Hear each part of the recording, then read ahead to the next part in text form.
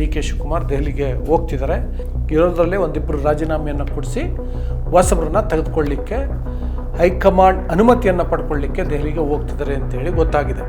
ಒಂದು, ಈಗ ಹಾಲಿ ಸಚಿವ ಬಿ ನಾಗೇಂದ್ರ ಅವರನ್ನು ರಾಜೀನಾಮೆ ಕೊಡಿಸ್ಬೇಕು ಅಂತ BJP ದೊಡ್ಡ ಮಟ್ಟದಲ್ಲಿ ಪ್ರತಿಭಟನೆಯನ್ನು ನಡೆಸ್ತಾ ಇದೆ.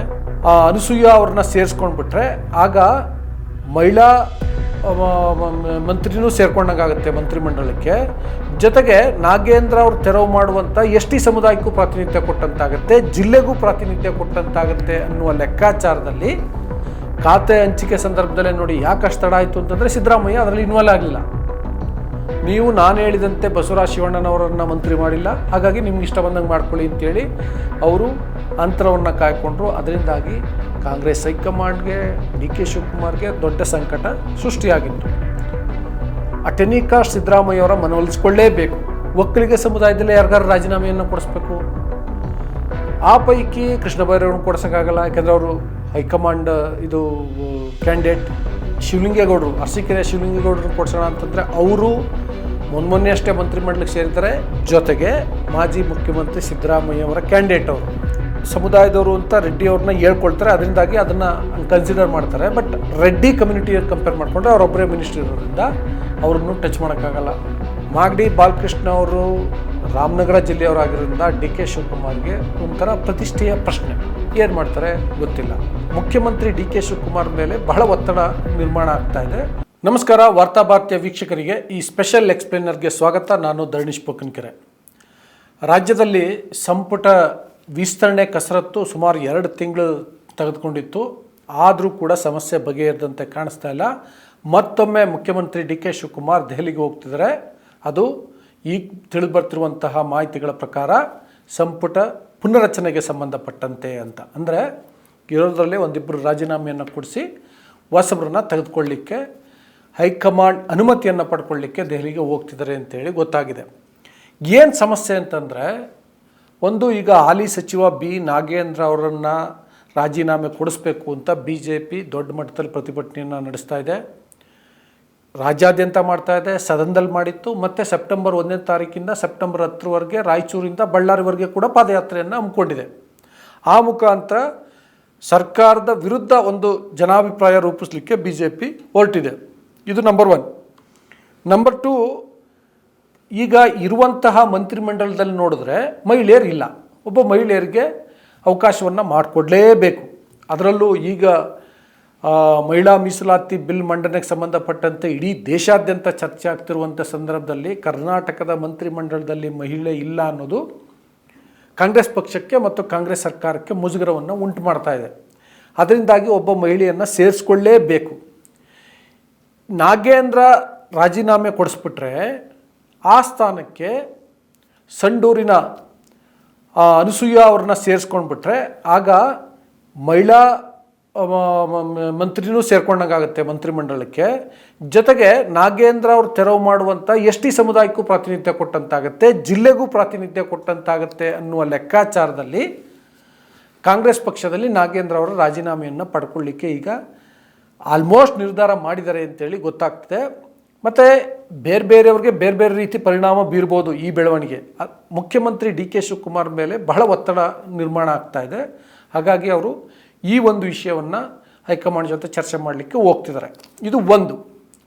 ಉಳಿದಂತೆ ಏನಂದರೆ, ಮಾಜಿ ಮುಖ್ಯಮಂತ್ರಿ ಸಿದ್ದರಾಮಯ್ಯವರು ತಮ್ಮ ಆಪ್ತ ಶಾಸಕ, ಬ್ಯಾಡಗಿಯ ಶಾಸಕ ಬಸವರಾಜ ಶಿವಣ್ಣನವರನ್ನು ನೀವು ಮಂತ್ರಿ ಮಾಡಲೇಬೇಕು ಅಂತ ಪಟ್ಟಿಡಿದು ಕುಳಿತಿದ್ದಾರೆ. ಅದೇ ಕಾರಣಕ್ಕೋಸ್ಕರ ಅವರು ಸಂಪುಟ ವಿಸ್ತರಣೆ ಆದಂಥ ಸಂದರ್ಭದಲ್ಲಿ ಮಂತ್ರಿಗಳ ಪದಗ್ರಹಣ ಸಮಾರಂಭಕ್ಕೆ ಬಂದಿರಲಿಲ್ಲ, ಅಧಿವೇಶನದಲ್ಲಿ ಮೊದಲನೇ ದಿನ ಬಂದಿರಲಿಲ್ಲ, ಮತ್ತು ಕಾಂಗ್ರೆಸ್ ಪಕ್ಷದ ಶಾಸಕಾಂಗ ಪಕ್ಷದ ಸಭೆಗೂ ಕೂಡ ಬಂದಿರಲಿಲ್ಲ. ಈ ಮುಖಾಂತರ ಅವರು ಅಂತರವನ್ನು ಕಾಯ್ಕೊಂಡಿದ್ದಾರೆ. ಇದು ಪಕ್ಷಕ್ಕೆ, ಸರ್ಕಾರಕ್ಕೆ ಭಾಳ ದೊಡ್ಡ ಮುಜುಗರ ಆಗ್ತಿದೆ. ಖಾತೆ ಹಂಚಿಕೆ ಸಂದರ್ಭದಲ್ಲೇ ನೋಡಿ ಯಾಕೆ ತಡ ಆಯಿತು ಅಂತಂದರೆ ಸಿದ್ದರಾಮಯ್ಯ ಅದರಲ್ಲಿ ಇನ್ವಾಲ್ವ್ ಆಗಲಿಲ್ಲ. ನೀವು ನಾನು ಹೇಳಿದಂತೆ ಬಸವರಾಜ ಶಿವಣ್ಣನವರನ್ನು ಮಂತ್ರಿ ಮಾಡಿಲ್ಲ, ಹಾಗಾಗಿ ನಿಮ್ಗೆ ಇಷ್ಟ ಬಂದಂಗೆ ಮಾಡ್ಕೊಳ್ಳಿ ಅಂತೇಳಿ ಅವರು ಅಂತರವನ್ನು ಕಾಯ್ಕೊಂಡ್ರು. ಅದರಿಂದಾಗಿ ಕಾಂಗ್ರೆಸ್ ಹೈಕಮಾಂಡ್ಗೆ ಡಿ ಕೆ ಶಿವಕುಮಾರ್ಗೆ ದೊಡ್ಡ ಸಂಕಟ ಸೃಷ್ಟಿಯಾಗಿತ್ತು. ಟೆನಿಕಾಸ್ಟ್ ಸಿದ್ದರಾಮಯ್ಯವರ ಮನವೊಲಿಸಿಕೊಳ್ಳೇಬೇಕು.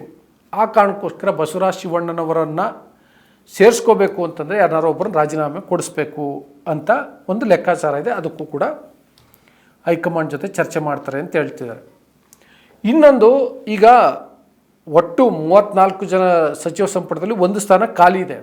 ಅದನ್ನು ಬಸವರಾಜ ಶಿವಣ್ಣನವ್ರನ್ನ ಸೇರಿಸ್ಕೊಂಬಿಡ್ಬೋದು. ಬಟ್ ಬೆಂಗಳೂರಿನ ಹಿರಿಯ ಶಾಸಕ, ವಿಜಯನಗರದ ಹಿರಿಯ ಶಾಸಕ ಎಂ ಕೃಷ್ಣಪ್ಪ ಅವರು ಸದನಕ್ಕೆ ಹೋಗದೆ ಮುಖ್ಯಮಂತ್ರಿ ಡಿ ಕೆ ಶಿವಕುಮಾರ್ ಮಾತಾಡಿದ್ರು, ರಾಜ್ಯ ಕಾಂಗ್ರೆಸ್ ಉಸ್ತುವಾರಿ ರಣದೀಪ್ ಸಿಂಗ್ ಸುರ್ಜೇವಾಲಾ ಉಸ್ತುವಾರಿ ಮಾತಾಡಿದ್ರೂ ಕೂಡ ಕೇರ್ ಮಾಡದೆ ನೋ ಬಾರ್ಗೇನ್, ಓನ್ಲಿ ಮಿನಿಸ್ಟರ್ಶಿಪ್ ಅಂತ ಅನ್ನೋ ರೀತಿಯಲ್ಲಿ ಅವರು ಒತ್ತಡವನ್ನು ಏರ್ತಿದ್ದಾರೆ. ಅವರಿಗೆ ಅಕಾಮಿಡೇಟ್ ಮಾಡಬೇಕು ಅಂತಂದರೆ ಒಕ್ಕಲಿಗ ಸಮುದಾಯದಲ್ಲೇ ಯಾರಿಗಾರು ರಾಜೀನಾಮೆಯನ್ನು ಕೊಡಿಸ್ಬೇಕು. ಆ ಪೈಕಿ ಕೃಷ್ಣ ಬೈರೇಗೌಡರನ್ನು ಕೊಡಿಸೋಕ್ಕಾಗಲ್ಲ, ಯಾಕೆಂದರೆ ಅವರು ಹೈಕಮಾಂಡ್ ಇದು ಕ್ಯಾಂಡಿಡೇಟ್. ಮತ್ತು ಉಳಿದಂತೆ ಶಿವಲಿಂಗೇಗೌಡರು, ಅರಸೀಕೆರೆ ಶಿವಲಿಂಗೇಗೌಡರನ್ನು ಕೊಡಿಸೋಣ ಅಂತಂದರೆ ಅವರು ಮೊನ್ನೆ ಅಷ್ಟೇ ಮಂತ್ರಿಮಂಡಲಕ್ಕೆ ಸೇರಿದ್ದಾರೆ. ಜೊತೆಗೆ ಮಾಜಿ ಮುಖ್ಯಮಂತ್ರಿ ಸಿದ್ದರಾಮಯ್ಯ ಅವರ ಕ್ಯಾಂಡಿಡೇಟ್ ಅವ್ರನ್ನ ಟಚ್ ಮಾಡೋಕ್ಕಾಗಲ್ಲ ಡಿ ಕೆ ಶಿವಕುಮಾರ್. ರಾಮಲಿಂಗ ರೆಡ್ಡಿ ಅವ್ರನ್ನ ಅಂತಂದರೆ ಅವರು ರಾಮಲಿಂಗ ರೆಡ್ಡಿ ಹಿಂದೆನೇ ಬಂಡೆದ್ದುಬಿಟ್ಟಿದ್ರು, ಬಂಡೆದ್ದು ಖಾತೆಯನ್ನು ಚೇಂಜ್ ಮಾಡಿಸ್ಕೊಂಡ್ರು. ಅಷ್ಟರ ಮಟ್ಟಿಗೆ ಪ್ರಭಾವಶಾಲಿ ಮತ್ತು ಒಕ್ಕಲಿಗ ಸಮುದಾಯದವರು ಅಂತ ರೆಡ್ಡಿ ಅವ್ರನ್ನ ಹೇಳ್ಕೊಳ್ತಾರೆ. ಅದರಿಂದಾಗಿ ಅದನ್ನು ಕನ್ಸಿಡರ್ ಮಾಡ್ತಾರೆ. ಬಟ್ ರೆಡ್ಡಿ ಕಮ್ಯುನಿಟಿಗೆ ಕಂಪೇರ್ ಮಾಡಿಕೊಂಡ್ರೆ ಅವರೊಬ್ಬರೇ ಮಿನಿಸ್ಟರ್ ಇರೋದ್ರಿಂದ ಅವ್ರನ್ನು ಟಚ್ ಮಾಡೋಕ್ಕಾಗಲ್ಲ. ಸೊ ಮಂಡ್ಯದ ಚಲುವರಾಯಸ್ವಾಮಿ ಅಥವಾ ಮಾಗಡಿಯ ಬಾಲಕೃಷ್ಣ ಇಬ್ಬರೊಳಗೊಬ್ಬರು ರಾಜೀನಾಮೆಯನ್ನು ಕೊಡಿಸ್ಬೇಕು. ಮಾಗಡಿ ಬಾಲಕೃಷ್ಣ ಅವರು ರಾಮನಗರ ಜಿಲ್ಲೆಯವರಾಗಿರೋದ್ರಿಂದ ಡಿ ಕೆ ಶಿವಕುಮಾರ್ಗೆ ಒಂಥರ ಪ್ರತಿಷ್ಠೆಯ ಪ್ರಶ್ನೆ. ಏನು ಮಾಡ್ತಾರೆ ಗೊತ್ತಿಲ್ಲ. ಇನ್ನು ಮಂಡ್ಯದ ನಾಗಮಂಗಲದ ಚಲುವರಾಯಸ್ವಾಮಿಯವರು ಹಿಂದೆಯೇ ಅವ್ರ ಸಚಿವ ಸಂಪುಟ ಸೇರಿದ್ದೇ ಭಾಳ ಕಷ್ಟದಲ್ಲಿ ಅಂತ ಹೇಳಲಾಗ್ತಾಯಿತ್ತು. ಅವ್ರು ರಾಜೀನಾಮೆಯನ್ನು ಪಡ್ಕೊಳ್ತಾರೆ, ಅದು ಕೂಡ ಗೊತ್ತಿಲ್ಲ. ಬಟ್ ಇದೆಲ್ಲವನ್ನು ಹೈಕಮಾಂಡ್ಗೆ ತಿಳಿಸ್ಬೇಕಾಗಿದೆ ಡಿ ಕೆ ಶಿವಕುಮಾರ್. ತಿಳಿಸಿ ಇಬ್ಬರೊಳಗೊಬ್ಬರು ರಾಜೀನಾಮೆಯನ್ನು ಕೊಡಿಸ್ಬೇಕು. ಆ ನಂತರದಲ್ಲಿ ಅವ್ರನ್ನ ಕನ್ವಿನ್ಸ್ ಮಾಡಬೇಕು. ಒಟ್ಟಾರೆಯಾಗಿ ಇವರಲ್ಲಿ ಯಾರನ್ನು ರಾಜೀನಾಮೆ ಕೊಡಿಸ್ಬೇಕು, ನಾಗೇಂದ್ರ ಅವ್ರ ರಾಜೀನಾಮೆಯನ್ನು ಕೊಡಿಸ್ಬೇಕು. ಜೊತೆಗೆ ಬಸವರಾಜ ಶಿವಣ್ಣ ಅವ್ರಿಗೆ ಮಂತ್ರಿ ಮಾಡಬೇಕು. ಮತ್ತು ನಾಗೇಂದ್ರ ಅವ್ರು ರಾಜೀನಾಮೆ ಕೊಡಿಸ್ಬೇಕು ಅಂದರೆ ಅವ್ರಿಗೆ ಕನ್ವಿನ್ಸ್ ಮಾಡಬೇಕು, ಏನೋ ಕಾಂಪನ್ಸೇಟ್ ಮಾಡಬೇಕು. ಇದೆಲ್ಲವನ್ನು ಹೈಕಮಾಂಡ್ ಜೊತೆ ಚರ್ಚೆ ಮಾಡಿ ಹೈಕಮಾಂಡ್ನಿಂದ ಗ್ರೀನ್ ಸಿಗ್ನಲ್ ಪಡ್ಕೊಳ್ಬೇಕು. ಅದೇ ಕಾರಣಕ್ಕೋಸ್ಕರ ಡಿ ಕೆ ಶಿವಕುಮಾರ್ ದೆಹಲಿಗೆ ಹೋಗ್ತಿದ್ದಾರೆ. ನಾಳೆ ದೆಹಲಿನಲ್ಲಿ ಇರ್ತಾರೆ. ಹೈಕಮಾಂಡ್ ಇಷ್ಟಕ್ಕೂ ಮೀರಿ ಬೇರೆ ಏನು ಬದಲಾವಣೆಯನ್ನು ಸೂಚಿಸುತ್ತೆ, ಬೇರೆ ಯಾವ ಫಾರ್ಮುಲವನ್ನು ಮುಂದಿಡುತ್ತೆ, ಏನಾದರೂ ಅಚ್ಚರಿ ಇದೆಯಾ ಅನ್ನೋದನ್ನು ಕೂಡ ಕಾದು ನೋಡಬೇಕಾಗುತ್ತೆ. ಸೊ ಇಷ್ಟು ಬೆಳವಣಿಗೆ ಆಗ್ತಿದೆ. ನಿಮ್ಮ ಅಭಿಪ್ರಾಯ ಏನು ಅಂತ ನೀವು ಕಾಮೆಂಟ್ ಬಾಕ್ಸಲ್ಲಿ ತಿಳಿಸಿ. ಜೊತೆಗೆ ಯಾರು ಸೇರಬೇಕು, ಯಾರು ಹೋಗಬೇಕು ಅನ್ನೋದನ್ನು ಕೂಡ ಕಾಮೆಂಟಲ್ಲಿ ತಿಳಿಸಿ. ಅದಲ್ಲದೆ ವಾರ್ತಾಭಾರತಿಯನ್ನು ಇನ್ನೂ ಸಬ್ಸ್ಕ್ರೈಬ್ ಮಾಡಿಲ್ಲ ಅಂದರೆ ದಯವಿಟ್ಟು ಸಬ್ಸ್ಕ್ರೈಬ್ ಮಾಡಿ, ಲೈಕ್ ಮಾಡಿ, ಶೇರ್ ಮಾಡಿ, ಬೆಲ್ ಬಟನನ್ನು ಪ್ರೆಸ್ ಮಾಡಿ. Thank you. ನಮ್ಮ ಕಾರ್ಯಕ್ರಮಗಳನ್ನು ನೀವು ನೋಡ್ತಾ ಇದ್ರೆ ನಮ್ಮ ಚಾನೆಲ್ ಅನ್ನ ಸಬ್ಸ್ಕ್ರೈಬ್ ಮಾಡಿ, ಪಕ್ಕದ ಬೆಲ್ ಐಕಾನ್ ಒತ್ತಿ ನಮ್ಮನ್ನ ಬೆಂಬಲಿಸಿ. ಹಾಗೆ ನಮ್ಮ ಕಾರ್ಯಕ್ರಮಗಳನ್ನ ಲೈಕ್ ಮಾಡಿ, ಕಮೆಂಟ್ ಮಾಡಿ, ಅದನ್ನ ಬೇರೆಯವರಿಗೂ ವಾಟ್ಸ್ಆಪ್ ಮೂಲಕ ಶೇರ್ ಮಾಡಿ. ನೀವು ಹೀಗೆ ಮಾಡಿದಾಗ ನಮ್ಮ ಚಾನೆಲ್ ಇನ್ನಷ್ಟು ಮತ್ತಷ್ಟು ಜನರಿಗೆ ತಲುಪಲು ನೀವು ನಮ್ಮೊಂದಿಗೆ ಸಹಕರಿಸಿದ ಹಾಗಾಗುತ್ತೆ.